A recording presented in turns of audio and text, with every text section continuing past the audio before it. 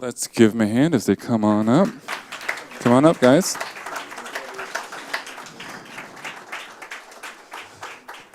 Don't be shy, they won't bite, I promise. So as they take their seats, just as a reminder for everyone watching in the audience, the main reason we do these is obviously to get to know indie filmmakers, but two, to hopefully inspire and educate you to maybe create your own projects by hearing people who've been there, done it, and survived. So first, let's have you guys introduce yourself. So, my name's Chris Pinkalla. what did you do, Chris?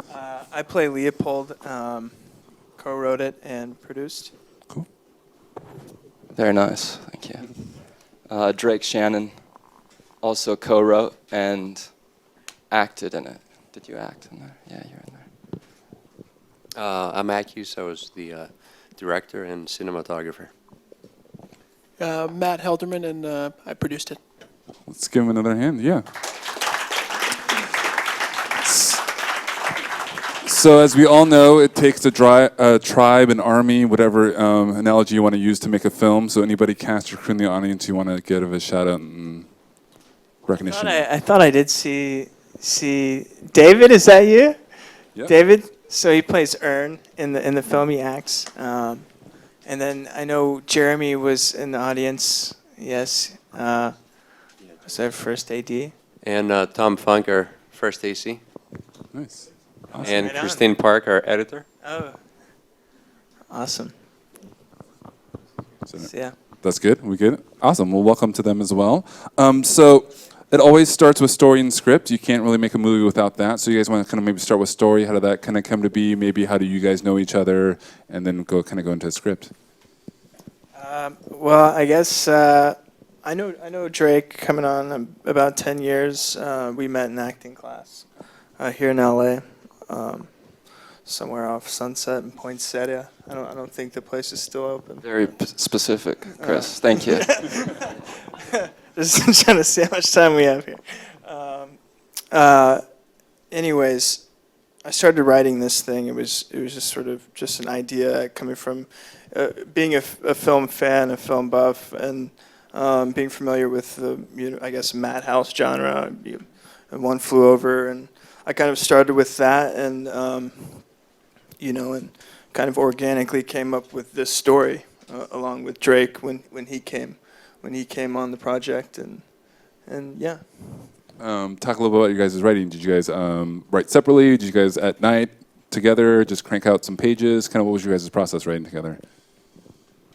I would just say it went through a lot of iterations. You know, Chris and I, we took a trip to the desert in Palm Springs, locked the house, and then just wrote as much as we could, and and did nothing else but write. And then we sent to some people that we respect, and got some notes, and then rewrote it, and rewrote it, and rewrote it. And Yeah. It was never right, and it was always wrong. And it was this incredible puzzle. I mean, there were so many elements. I mean, I really enjoy writing, and from doing this project, I was able to do a lot of it. So. Right. We did a lot of writing. Yeah, absolutely.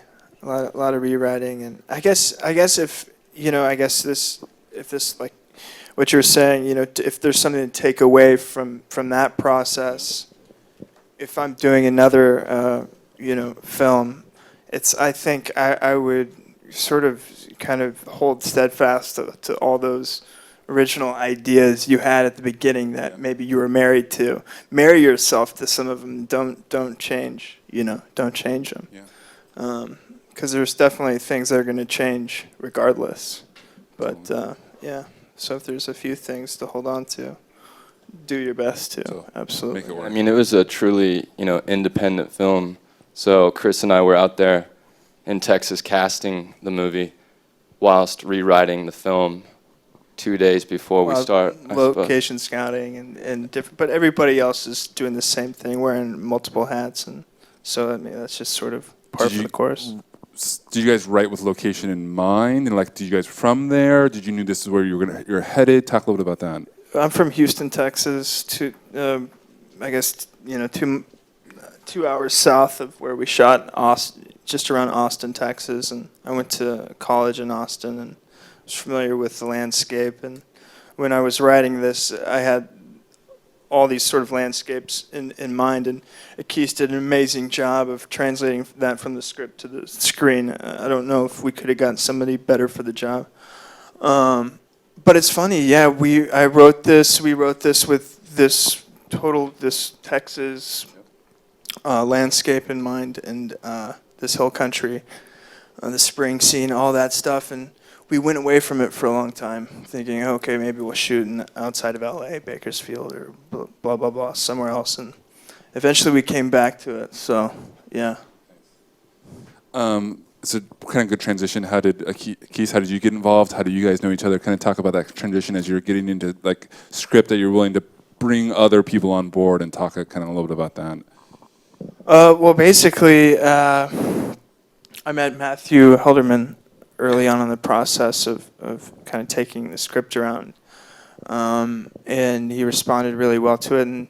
And he had worked with Akis multiple times. And when Akis, and we met about cinematography, and it kind of eventually spawned into him directing it. So, yeah. So maybe start with Matthew and then Akis. It's that, how did you guys find each other, and then what made you go like, okay, for your production company, this was a film you guys wanted to make? Yeah, so we met Chris through a mutual colleague who we had done some work with, Juddy, right, I believe? Mutual colleague, another Texas guy, I think. Yeah.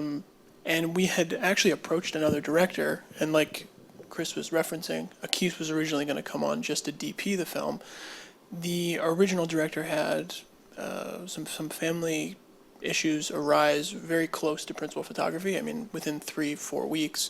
And Akis had done some early prep work, but at that point he was still just DPing, and we pretty much made the decision within 48 hours, let's just bring Akis in to DP and to direct this thing. And we loved it sort of from the early days of thinking about it like a Terrence Malick type movie meets One Flew Over the Cuckoo's Nest visually. We knew it was going to be super, super challenging, and obviously a lot of us up here can attest to just how hard of a movie it was. But having Akis, it was sort of the first full-on directorial project for Akis, as well as DPing it, and he killed it. I mean, he crushed it. We've only heard great things about it. And it was super ambitious, 18 days of principal photography, obviously out in the middle of nowhere in Texas, and very, very challenging, but certainly promising. So I want to hear all that from your point of view, Akis, because I heard 48-hour turnaround to become a director, and I just totally kind of like lost my mind in that thought process. So you tell us your point of view of that process. Sure. I mean, I was, I probably read the script beginning of August for the first time, and I was reading it, first I always read the script just to see what's happening. No visuals in mind or nothing else. And I met with Drake and Chris, and we discussed the visual aspect of the movie. So I started wrapping my brain around how to shoot the movie from a DP standpoint, and then certain things happened. And 2 weeks later, I was directing and DPing the movie. So I started rereading the script. It was like I better learn what's happening in this thing. So it was very quick. It was at that point it was mid-August, and we left Los Angeles 2 weeks later to go to Texas. We were looking at locations over the internet to see what we can find. And once we got there, we had about a week of location scouting and prepping. So it was pretty tough to put any shot list together in advance without knowing the locations, or how we can get to those locations, because some of those locations were pretty difficult to get to logistically, and get equipment or trucks or cameras or anything out there. So it was very quick. It was not a lot of sleep and a lot of location scouting and talking and meetings. And every morning I would wake up a couple hours earlier before call time with my camera operator and make a shot list, basically. There were references, of course, and there was a goal in mind of what we want it to look like, but the specifics of it, of how many shots we have to do and what the blocking is going to be like, was pretty much determined at the beginning of each day. Day at a time. Yeah. You mentioned a little bit about this, Drake. Let's talk a little bit more about the casting process, because you guys shot in Texas. In writing, being actors, did you have other actors in mind, or were you just like, we're going to just write and then take care from there? So talk a little bit about that, and then we'll talk. Yeah, I mean, we knew some actors from LA that we brought, and they were happy to be there. I was happy to have them. And then we did a lot of local casting in Texas, in a very small town, and went through different stages of that. Chris would take time to cast maybe like a day or so, then I would take the next day, and he would write, and I would then cast, and then we'd send the tapes to Akis, and then Akis would say, yeah, let's see about the other guy, you know? And so that's kind of how it went, I suppose. How was that process with that local casting? Because it's a smaller market, obviously. There's not as many choices. Do you feel like were you having changing things on the script, or did you feel like everyone came through that worked out? I mean, I feel like we just really lucked out. There was a lot of really awesome actors in the Austin area. Yeah. They would come and, you know, they'd be totally in character. It was just like, yeah, it was just like, you know, being here in LA, I'm sure, if not better. So, yeah, I mean, it was easy. It was easy to just sort of sit back, and had great actors come in and read. But Austin's just a sort of a hotbed for. So Austin was your go-to place for your actors. Yeah, Great. absolutely. What was the process? One, Akis, from your point of view, because I'm just like still blown away the 48-hour thing, but it's the idea of like you have another hat you have to put on, and so you're seeing about these actors, and then two, for you guys being on the other side, you're used to auditioning and used to doing things, and now you have to be the people that make those decisions. So talk a little bit about vision in the sense of the casting for you, and then talk about your guys kind of on the other side of the table. So Akis, maybe start with you. Yeah, I mean, once I got on board as a director, certain actors had already been cast. I had to, look at certain tapes and, still had to make some decisions. But being new at that thing, I was, I kind of wanted to discuss those things with Drake and Chris and Matt, and just kind of talk things through. Scotty Thompson, who was playing Karina, she was a friend of mine from undergrad, actually, and she immediately came to mind that she'd be perfect for it, and it worked out really nicely. Yeah.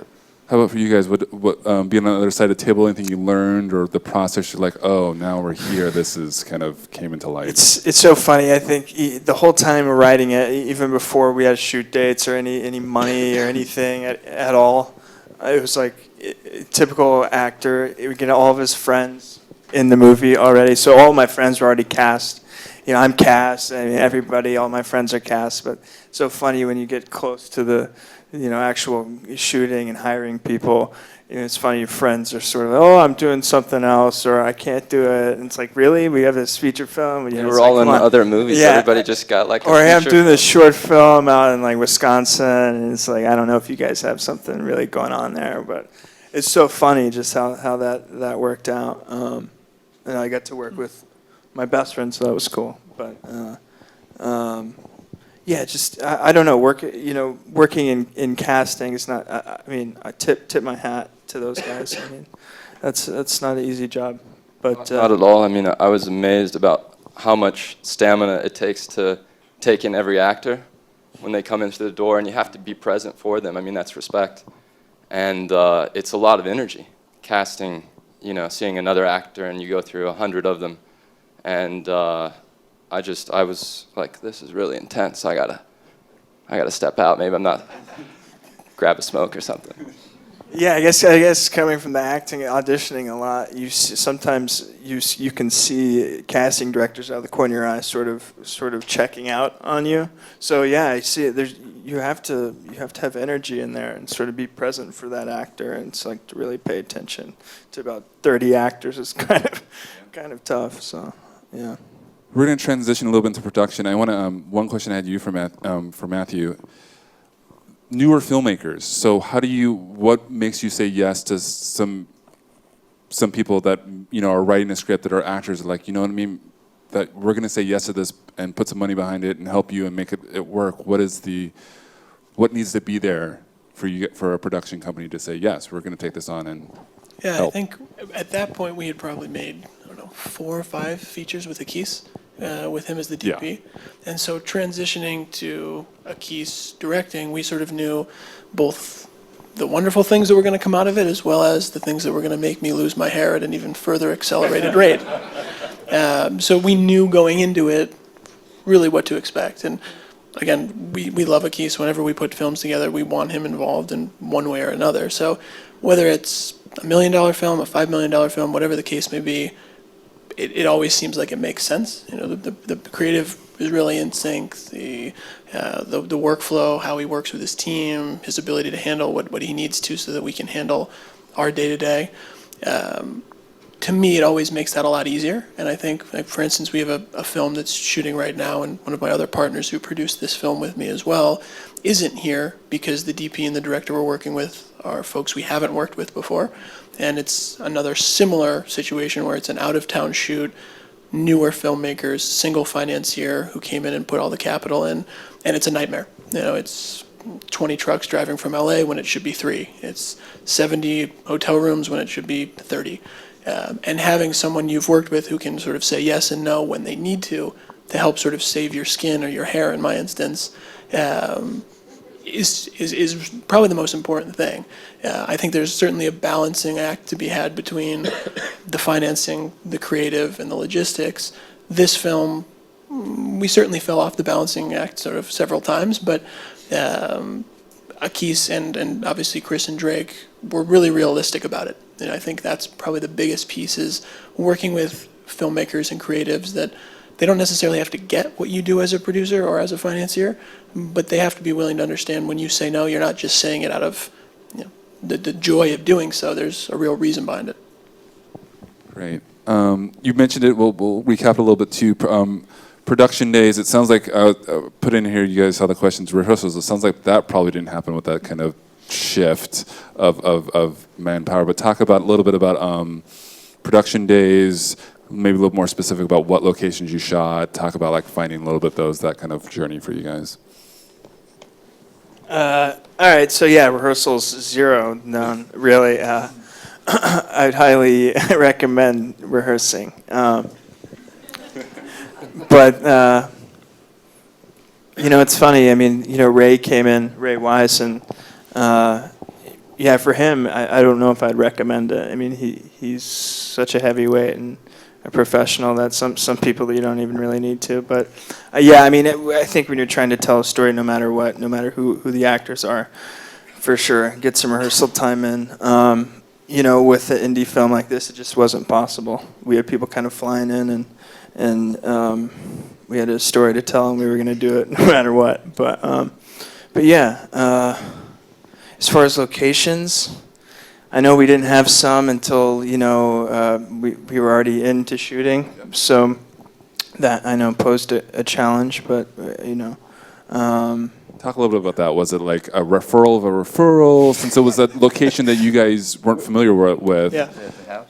Well, Yeah. How did we find that house, Chris? We found the house online. Online. Yeah, it was. We went to I think it was the Texas Film Commission, and we looked at a few. We started looking at asylums first, like closed down hospitals or asylums. And Where you sent Drake and Chris to these abandoned buildings. That's right. Check out the basement. You guys went to a place where Terrence Malick had shot a movie, right? Yeah, that's true. Right. And it was, what was it like Yeah. inside?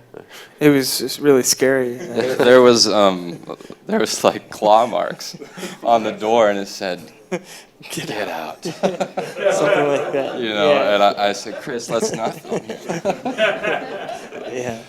Yeah, that's funny. When we found this other place, Drake and I drove up to this Milton Way, this place, and we knock on the door, and nobody's there, and we're like, all right, well, maybe we'll go around back and see if there's, you know, a back door, if somebody's back there. And we saw that nobody's back there, but the garage door was just a little, like, kind of creaked open. We could hear a TV playing inside, and we go, that's interesting, maybe somebody's in there. So, you know, and we're like, you know, 11th hour, we're trying to get this location locked. And so, you know, I crawl under there, and in Texas, you got to watch out because, you know, people, you know, come out with their guns. But when later we found out, you know, I didn't have to, you know, come up to, you know, I didn't have to face up to any guns then. But we found out she had a shotgun. Apparently we had the equipment truck there overnight. There were some burglars that tried to break into the equipment truck, and she came out with a shotgun and scared them away. This is serious stuff. Free security. Yeah, exactly. So. Great. Can you guys are kind of talking about this, but that, and for everyone, because from your kind of lens and point of view, what's the behind the scenes stuff that you want us to know since we've seen the final product? Like, you saw this scene, but here's the story to how that scene happened, or... I wiggled the wheat. Akis had me wiggling the wheat to get the shot. That was the best part. He's like, Drake, you're going way too fast on the wiggle. Slow it down. We got the shot. We got the shot. An interesting story is probably like when you guys are crossing the river. That wasn't a river, right? And I think it was probably polluted, pretty dirty and smelly, right? Oh yeah. And it was probably about 3 a.m. at night at that point when we were filming that scene. Oh yeah. Yeah, pretty tough. Yeah. And I think you guys had to wrap your legs or something like that to get. Yeah. Well, we wrapped each other in saran wrap. It wasn't a river. Right. So that will tell you what it was. But yeah, luckily no one got any viruses or anything, so we're all healthy. Indie filmmaking, I guess. Yeah. Sacrifice for your art. We also had the the water truck show up with no water for those scenes with the rain, and then somehow we got water within about 30 minutes. Yeah, they delivered I don't know, Jeremy Phoenix will remember. We ordered this water truck out in the middle of nowhere, and when I say the middle of nowhere, I mean Taylor, Texas, Hutto, these small towns where the population's a few thousand people. We were lucky to find a place that could deliver a water truck with a hose that could create a rain scene similar to putting like a rain bar for LA or New York or wherever you're shooting. It's made for production. So this huge truck shows up, they drop it off, it gets dropped off at the end of this long driveway because we were shooting something outside that day.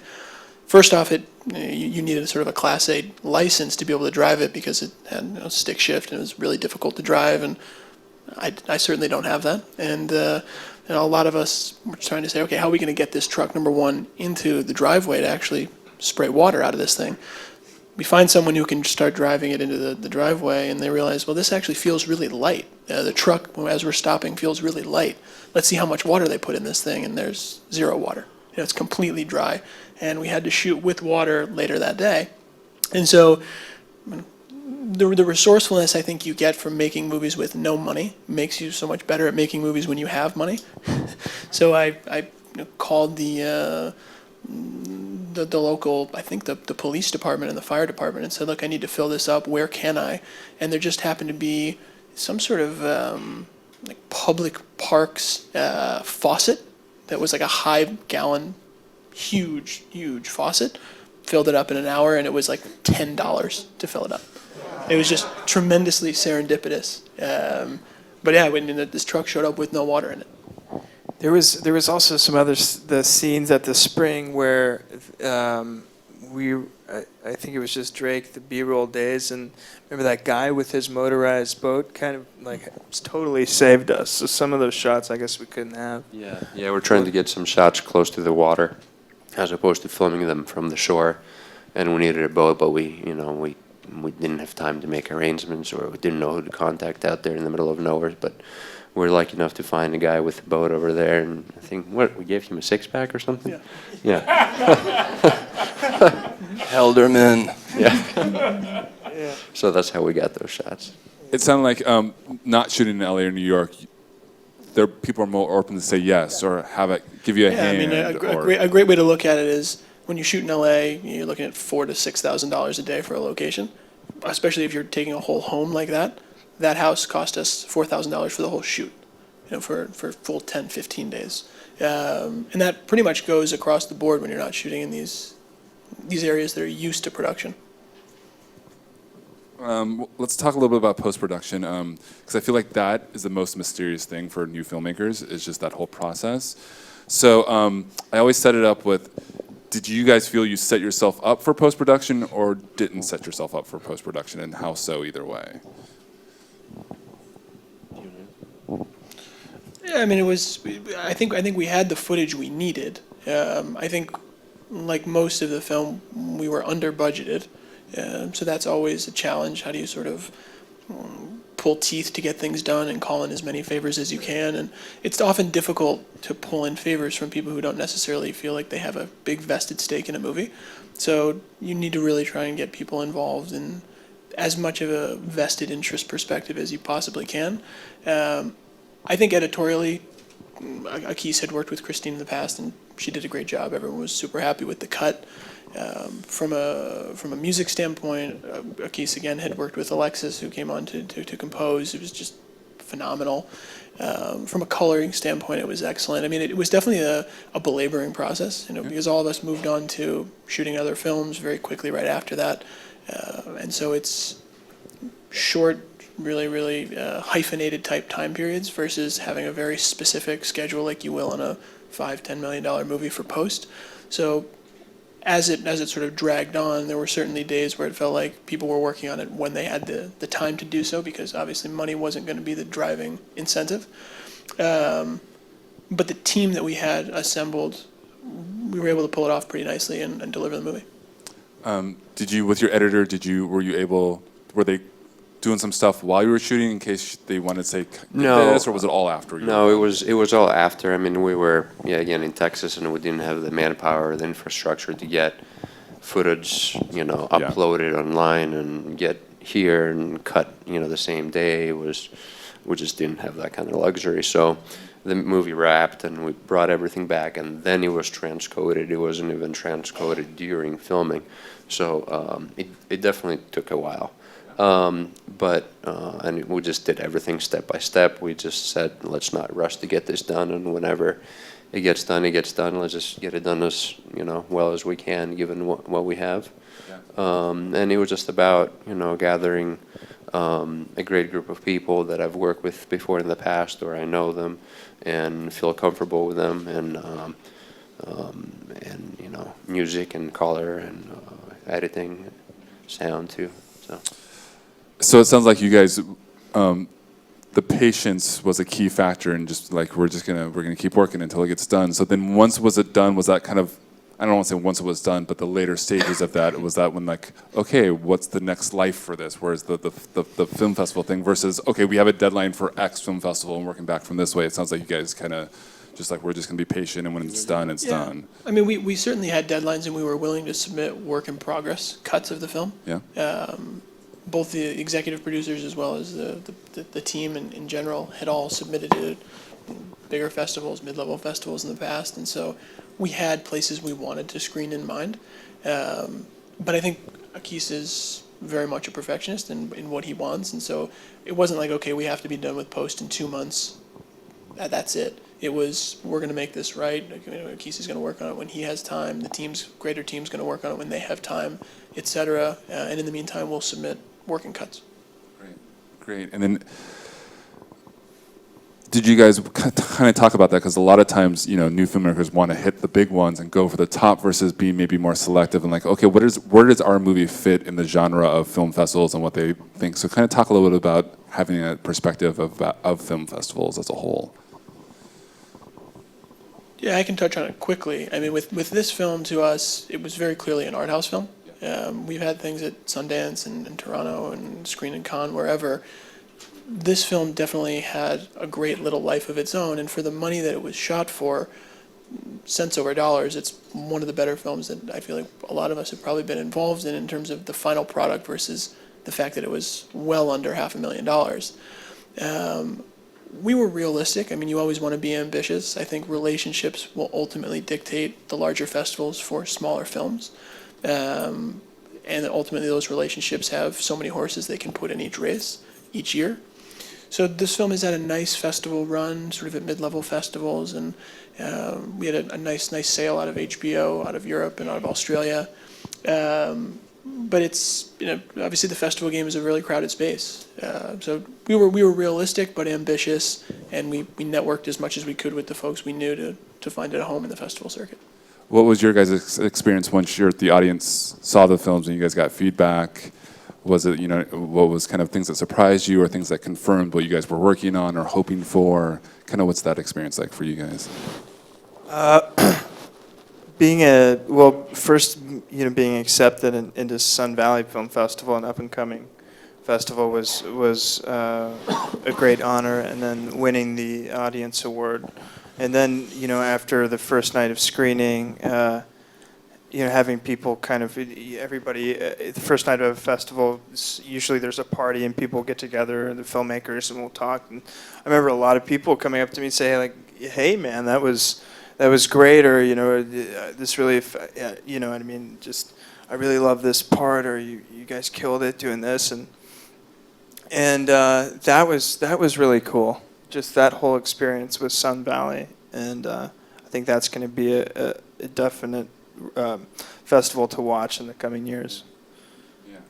And the thing is, with that festival, they had movies with like,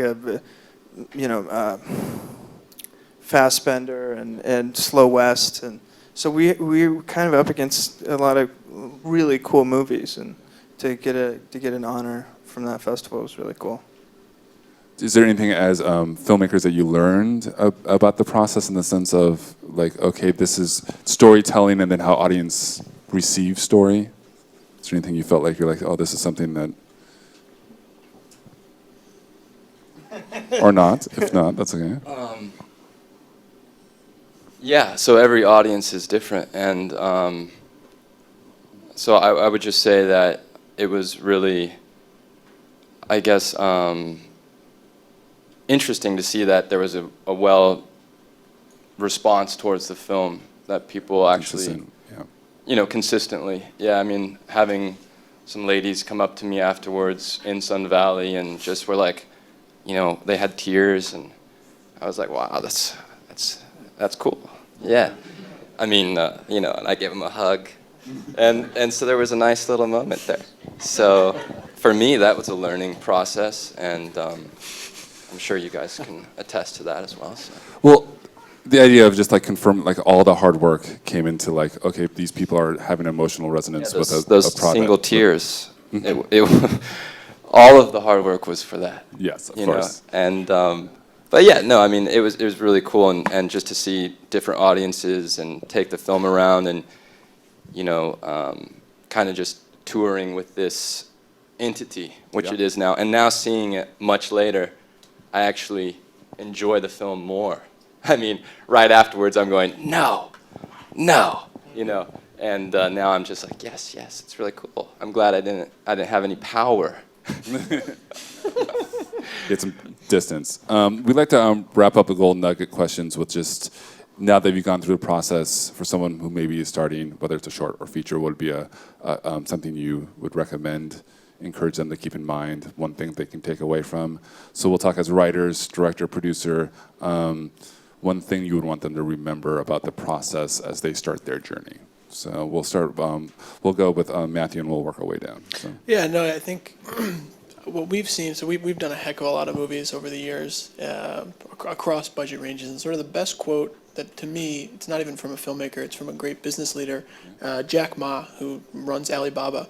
Took it public for several $billion. It's the Chinese version of Amazon.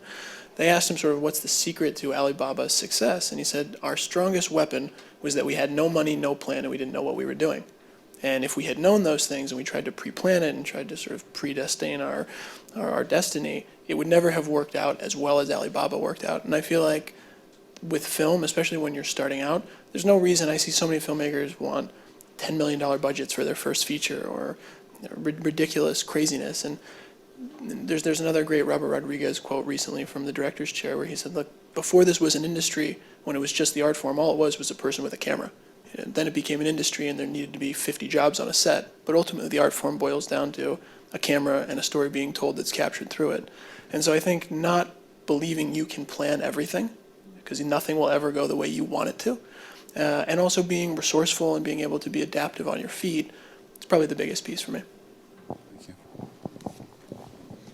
Yeah, I mean, I guess it's kind of a very broad question to answer because it depends on what you want to do with, you know, the movie, right? If you're a director, if you're a producer, if you're a cinematographer, an editor. But I guess a big thing is just keeping in mind what your resources are and taking advantage of those resources that you have and not try to be too ambitious in terms of what you're trying. I mean, being ambitious is good, but not, you know, to a point where you can succeed in what you're trying to, what the script is.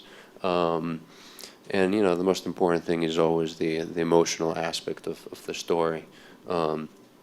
It's not about the equipment, it's not about what the lenses are, it's about being able to get the audience to connect to the characters and the emotional aspect. And you can have for that 100,000, you can have 10 million, and you could do a better job with 100,000 than 100 million.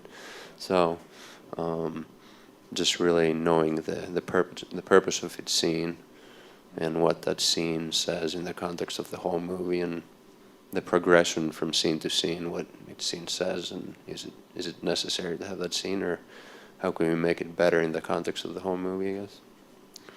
Great, thank you. Gentlemen? Yeah, so if you ever have to wiggle wheat.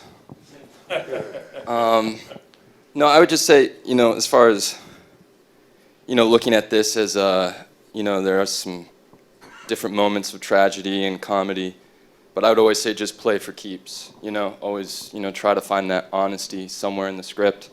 You know, with this particular script, patients are being removed from hospitals and sent to prisons, and they're EOPs, and that's pretty tough on them. And so, you know, it highlights some things that are going on in different states, and you know, and just kind of, yeah, do the best you can with what you have, and if you believe in your story, just really do whatever you can to tell it in the best way you can, and don't take no for an answer. Just keep knocking on doors, keep pounding pavement. I mean, True love is blind. All right.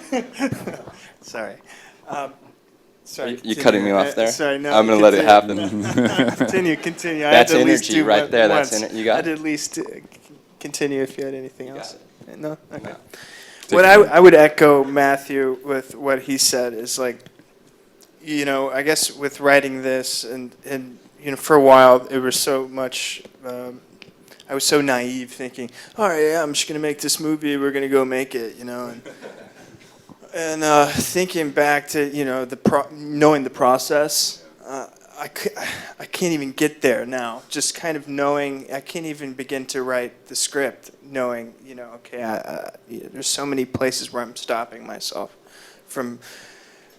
But the whole thing would be just to go for it and do it, have sort of that childlike enthusiasm, you know, because and at the end of the day, it's sort of also what Akis says. It's, you know, it all comes down to execution. You could have $10 or $10 million, and the $10 script or whatever movie can turn out better because there was communication on set, you know, whatever happened, but the execution was right. And I think it all comes down to that, no matter whatever project it is. So, yeah. I think that's a great place to end. Let's give him a hand and say thank you once again.